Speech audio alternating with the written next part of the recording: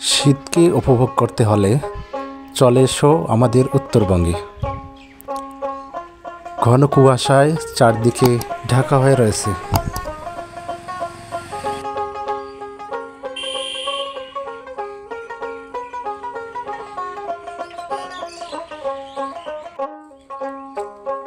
পথঘাট, school, college সামনে কিছুই দেখা যাচ্ছে না। রাস্তায় গাড়িগুলো শুধু আলো ছাড়া কিছুই বোঝা যায় না।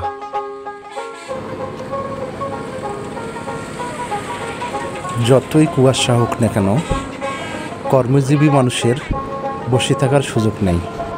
তাদেরকে কাজকর্মে যেতেই হবে।